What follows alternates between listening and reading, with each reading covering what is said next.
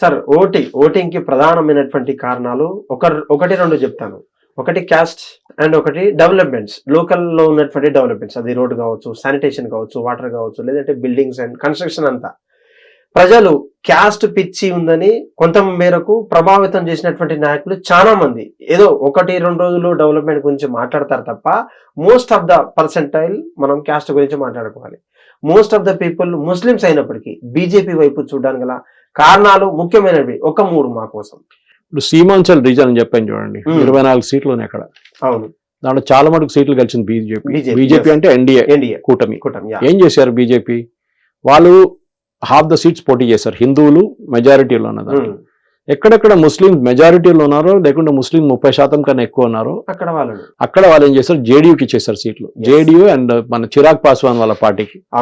వాళ్ళు ఏం చేసిండు, అక్కడక్కడ ముస్లిం క్యాండిడేట్ కూడా పెట్టిండు.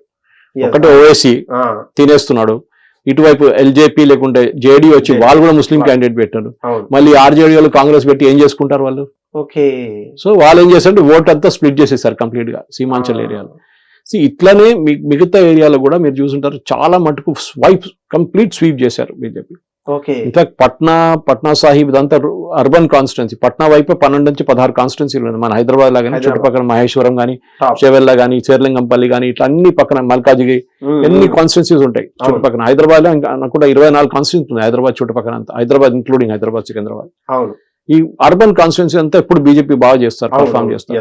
కిషన్ రెడ్డి మొత్తం లోక్సభ సీట్ గెలిచిండు, కానీ దానికన్నా 6 నెలల ముందు జరిగిన అసెంబ్లీ ఎలక్షన్ లో ఒక్క సీట్ కూడా రాలేదు బీజేపీ. సికింద్రాబాద్, మల్కాజిగిరి కూడా అంతే, ఇటు చెవెల్లా కూడా అంతే, ఓకే, అటు మహబూబ్ నగర్ కూడా అంతే, నిజామాబాద్ కూడా అంతే. ఇట్స్ అన్ని ప్లేసెస్ లో లోక్సభకు వచ్చినప్పుడు ఒకవైపు, అసెంబ్లీకి వచ్చినప్పుడు ఇంకో వైపు. ఇప్పుడు మన లోకల్ బాడీ ఎలక్షన్ జరగబోతుంది, కార్పొరేటర్, జడ్పీటీసీలు, ఎంపీటీసీ, సర్పంచ్లు. అక్కడేముంటది, నా దగ్గర డ్రైనేజ్ పని చేయట్లేదు, నాకు నీళ్లు రావట్లేదు, నాకు కరెంట్ కరెక్ట్ లేదు, రోడ్డు మొత్తం చెరువు లాగా అయిపోతుంది, ఇది ఉంటుంది. అక్కడ ఎకానమీ, ఇన్ఫ్లేషన్, మోదీ గురించి మాట్లాడదు, అక్కడంతా టోటలీ లోకల్ ఉంటది ఇష్యూస్. అవును, మీ కార్పొరేటర్ ఎట్లా పనిచేస్తున్నాడు, సీసీ రోడ్ వేయించిండా లేదా, ఇదంతా నడుస్తూనే ఉంటది డిబేట్. దాని మీద ఓటేస్తారు వాళ్ళు, పార్టీ చూడరు వాళ్ళు. ఓకే, కానీ ఎలక్షన్ అయిన తర్వాత అందరు ఒకటే పార్టీ వైపు వచ్చేస్తారు, ఎందుకంటే ఎవడు ఫండ్ ఉందో వాడి దగ్గరకు వస్తాడు. కాంగ్రెస్ పరిపాలిస్తూ అందరు కాంగ్రెస్ వైపు వస్తున్నారు. దీనికన్నా ముందు జరిగిన జడ్పీటీసీ, ఎంపీటీసీలు మొత్తం అందరు బీఆర్ఎస్ వైపు అయిపోయి, ఫండ్స్ కావాలి కదా, సర్పంచ్ గా ఖాళీ ఇంట్లో కూర్చోలేడు కదా. చాలా మటుకు లాస్ట్ టైం ఉన్న సర్పంచ్ ఇంకా బిల్లు చెల్లించలేదు గవర్నమెంట్, 10 years, అందుకని వాళ్ళ పీరియడ్ అయిపోయిందని చెప్పేసి. సో అది పరిస్థితి అనమాట. సో బీహార్ లో జరిగిన ఎలక్షన్ లో మెయిన్ గా ఏంటంటే మీరు చెప్పింది కరెక్ట్, క్యాస్ట్ పక్కన పడేసారు ఈసారి. క్యాస్ట్ అసలు పని చేసింది కానీ ఎక్కువ కాదు, ఎందుకంటే బీహార్ లో ప్రతి పార్టీ ఒక క్యాస్ట్ ని రిప్రజెంట్ చేస్తుంది. మన దగ్గర ఒక ఈక్వలెంట్ తీసుకోవాలంటే ఆంధ్ర తీసుకోవచ్చు, తెలంగాణ వైపు అంత క్యాస్ట్ ఫీలింగ్ లేవు, కానీ ఆంధ్ర వైపు చాలా ఉన్నాయి, కాపులు, కమ్మాలు, అది ఇది అని చెప్పి అక్కడ ఉంది. అక్కడ కొన్ని పార్టీలు వాళ్ళని రిప్రజెంట్ చేస్తారని కూడా ఒక డౌట్ ఉంటది. అరే పవన్ కళ్యాణ్ పార్టీ ఏంటి, చంద్రబాబు నాయుడు పార్టీ ఏంటి, అట్లా ఒక ఇది ఉంటది. సో మన దగ్గర కూడా తెలుగు దాంట్లో అన్నిటికంటే పెద్ద ప్రాబ్లం అంటే మనకు పెళ్లి కలిసినా, ఎక్కడ కలిసినా కానీ, మన అమెరికాలో కలిసినా కానీ వాడు వీడు అని మాట్లాడతాం, వాడు మనోడు వీడు మనోడు అంతే, అంతే క్యాస్ట్ ఫీలింగ్ ఉంటది. ఇదే క్యాస్ట్ ఫీలింగ్ బీహార్ లో ఉంది, యూపీలో కూడా ఉంది, చాలా మటుకు బీహార్ లో ఉంది. అక్కడ యాదవ్, కుర్మీలు, మోస్ట్ బ్యాక్వర్డ్ క్లాస్లు, ఎస్సీలు, ఎస్టీలు ఉన్నారు. ఇప్పుడు బీజేపీ ఏం చేశారంటే ప్రతి పార్టీ వీళ్ళు అలయన్స్ లో చాలా మంచిగా పర్ఫార్మ్ ఎందుకు చేశారంటే, ఫస్ట్ మీరు ఎలక్షన్ అనౌన్స్ చేయగానే సీట్లు ఎవరు ఎక్కడ పోటీ చేస్తారు. లాస్ట్ టైం బీజేపీ జేడీయూ కన్నా తక్కువ సీట్ల పోటీ చేసింది, కానీ ఎక్కువ సీట్లు గెలిచింది. లాస్ట్ టైం జేడీయూ ఎక్కువ సీట్లు గెలిచి 34 సీట్లు వచ్చినాయి లాస్ట్ టైం. ఎందుకంటే Chirag Paswan party last time వీళ్ళతో అలయన్స్ లో లేకుండే, 2020 సపరేట్ గా పోటీ చేసి 28 సీట్లో వీళ్ళు ఓడిపోయిన మార్జిన్ కన్నా ఎక్కువ వాళ్ళకి ఓట్లు వచ్చినాయి. అంటే వాడి అలయన్స్ లో ఉంటే వీడు కలిసిపోతుండే జేడీయూ, వాడి కోపం ఉండే జేడీయూ మీద, అరే నా సీట్లు నువ్వు తీసుకెళ్లిపోతా అని చూపిస్తా అని చెప్పి పోటీ చేసింది. అట్లా వాడు ఓడిపోయింది, వీళ్ళు ఓడిపోయింది, వాడికి ఒకటే సీట్ వచ్చింది. సరే 45, 50 కానీ 120 సీట్ పోటీ చేస్తుంది, లాస్ట్ ఒక్క సీట్ వచ్చింది. ఈసారి 29 సీట్లు పోటీ చేస్తే 19 కలిసింది ఈసారి చిరాగ్ పాస్వాన్ పార్టీ. వాళ్ళు ఎవరు రిప్రజెంట్ చేస్తారు, వాళ్ళు backward class, extremely backward class అని ఇంకొకటి ఉంది, అది మన దగ్గర కూడా ఉంది ఇక్కడ తెలంగాణలో. ఇప్పుడు బీసీ క్లాసిఫికేషన్ కనిపిస్తుంది మీకు, అది జితన్ రామ్ మాంఝీ అని చెప్పి యూనియన్ మినిస్టర్ ఉన్నాడు, ఆయన పార్టీ. హిందుస్థాన్ అవామీ అది ఒక పార్టీ ఉంది, హెచ్ఏఎం అని చెప్పేసి.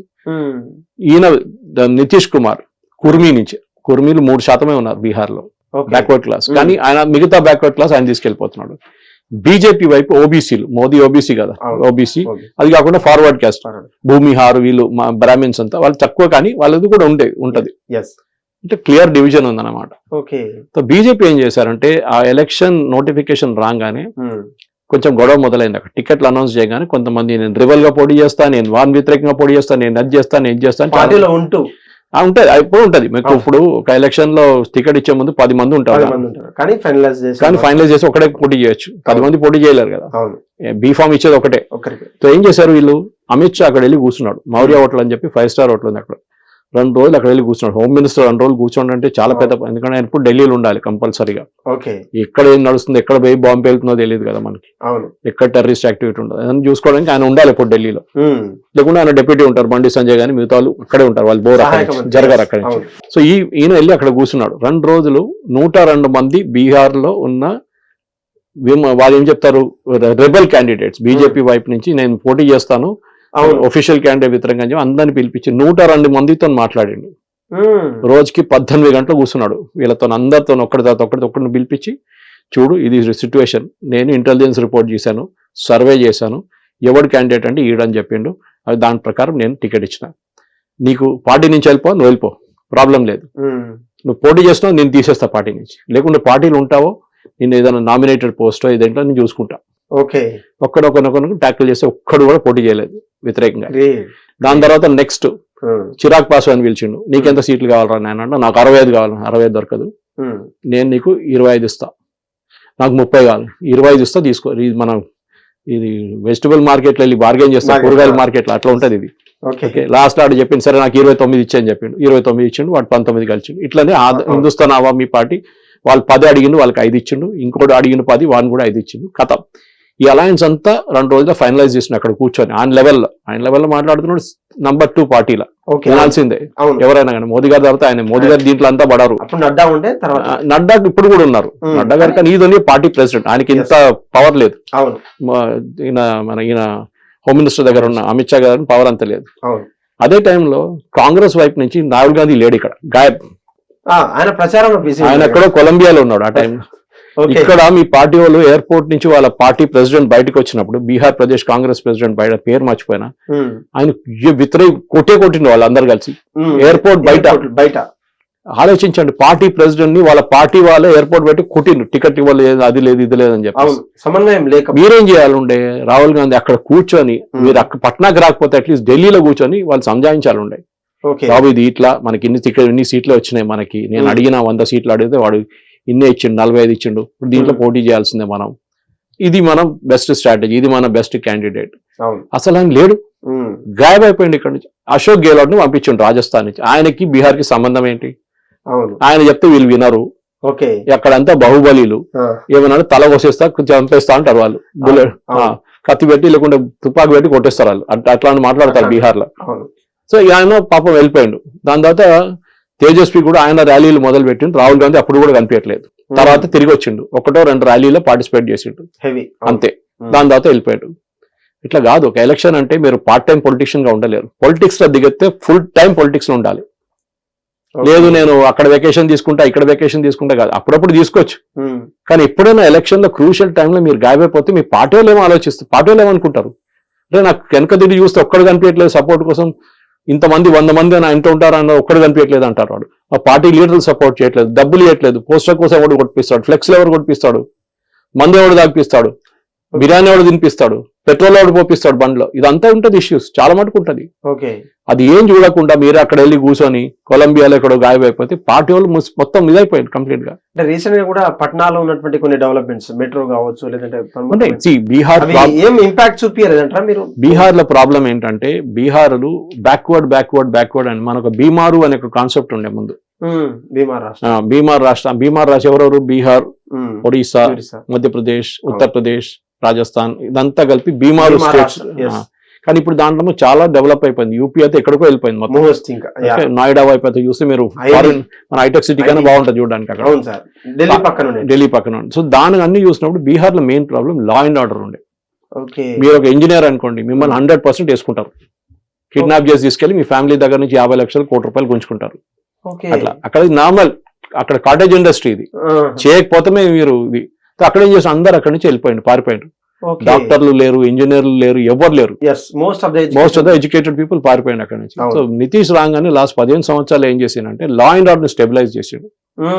యూపీలో చేసినట్టు, యూపీలో ఏంటి, ఒక కిడ్నాప్ చేసిన అనుకో ఎవరినైనా, వాడు దొరికింది అనుకో ఎన్కౌంటర్ చేసి పడేస్తారు అని. రేపు చేసాను అనుకో వాడిని పట్టుకొని నేను సాయంత్రం దాకా కాళ్ళు ఉండవు, చేతులు ఉండవు, ఏమైనా ఉండదు. ఏమైనా అది యోగి ఆదిత్య అంటే నెక్స్ట్ టైం అవడానికి చేసే ముందు 10 సార్లు ఆలోచిస్తాడు. అరే నన్ను పట్టుకుంటే ఎంత సంగతి నాది, ఎందుకు దాన్ని లేనిపోయిన పరిశాన్ ఎందుకు అని చెప్పి అడిచేస్తాడు. ఇట్లా కూడా ఇక్కడ కూడా అదే చేసిండు. చాలా మటుకు లా అండ్ ఆర్డర్ స్టెబిలైజ్ చేసిండు. ఇప్పుడు కూడా ఉన్నాయి, బాహుబలిలు ఉన్నారు అక్కడ, పెద్ద పెద్ద కిలాడీలు ఉన్నారు, చాలా మంది ఉన్నారు. ఇప్పుడు ఒకడు అఖిలేష్ సింగ్, వాడి పేరు మర్చిపోయినా, అఖిల్ సింగ్ ఏదో ఒకడు, వాడు మర్డర్ చేసిండు ఒకడిని, క్యాండిడేట్, వాడు జేడీయూ క్యాండిడేట్. మర్డర్ చేసి ఎలక్షన్ క్యాంపెయిన్ చేస్తే అమిత్ షా చేసి లోపల వేసేసిండు. నితీష్ కుమార్ చెప్తే ఆయన వినలేదు, ఆయనకు భయం, ఈడేమైనా చేస్తాడో మళ్ళీ పార్టీకి అని చెప్పేసి అమిత్ షా ఆర్డర్ ఇచ్చింది డిప్యూటీ సీఎంకి, ఆయన లోపల వేసేసాను. రాత్రికి రాత్రి డేపీ లోపల వేసి ఎలక్షన్ గెలిచిండాడు, జైలు లోపల కూర్చొని గెలిచిండు. అంత పవర్ ఉంది ఆలోచించండి వాళ్ళకి. సో బీహార్ లో లా అండ్ ఆర్డర్ స్టెబిలైజ్ చేయడం చాలా ముందు 5 గంటల తర్వాత ఎవడు బయటికి రాడు. బీహార్ లో 5 కాగానే మొత్తం డార్క్ అయిపోతాయి, ఎందుకంటే నార్త్ ఈస్ట్ వైపు కదా అది, మొత్తం నార్త్ ఈస్ట్ పక్కనే. 5:30 కాగానే సన్సెట్ జల్దీ అయిపోతుంది. ఈవెన్ మీరు అస్సాం వైపు వెళ్తే 4:30కి సన్సెట్ అయిపోతుంది.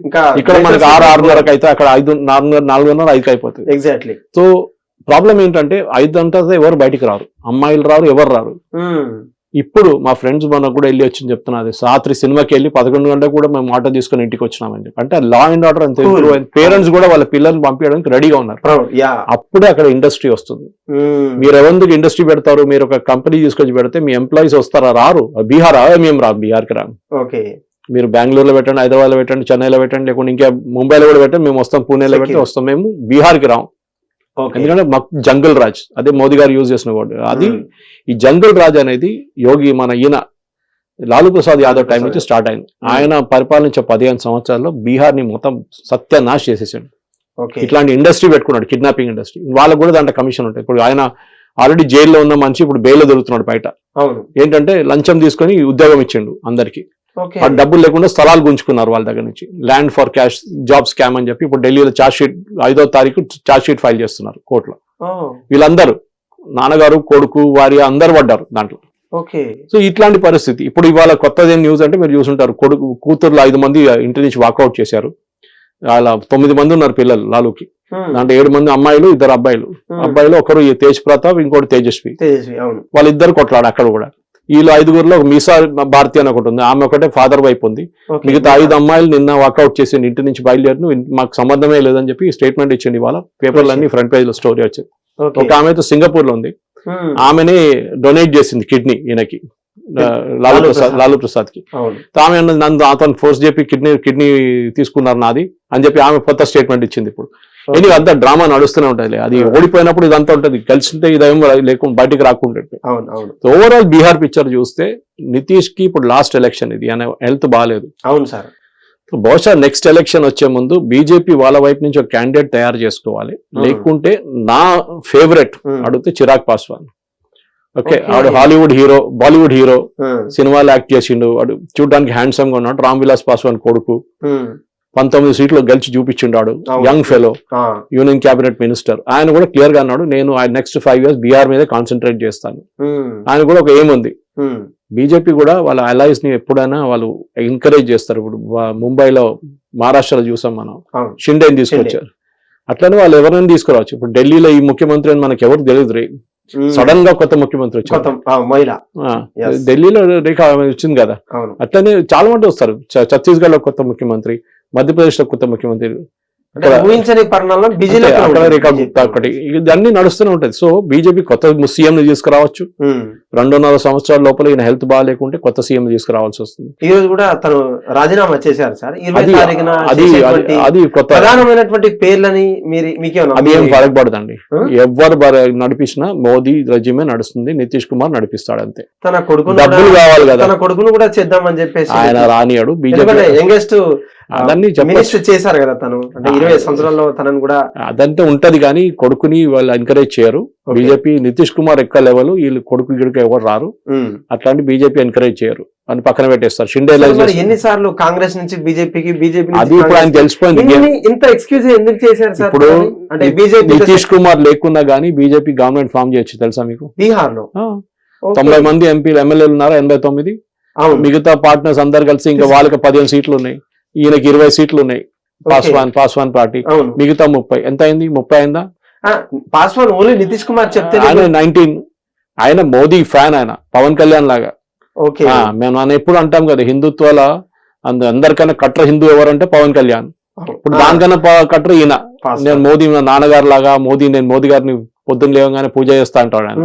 అట్లాంటి మనిషి అన్నమాట. సో అట్లా ఈయన 90, ఆయనది 20, మాంజీది 5, ఆయనది 5 కలుపుకుంటే 120 అక్కడ అయిపోయింది. 124 వాళ్ళ మెజారిటీ. అది ఎవరైనా కొనుక్కోవచ్చు కానీ చేయరు. నితీష్ కుమార్ ని ఉంచుకుంటారు, నితీష్ కుమార్ ని ముఖ్యమంత్రి చేస్తారు. ఆయన ఏ రోజు ఆయనతో కాకపోతే అని చెప్పి ఆ రోజు ఆయన్ని ఎవరైనా కొత్త రిజిమ్ తీసుకురావచ్చు, అది ఎప్పుడైనా చేస్తారు.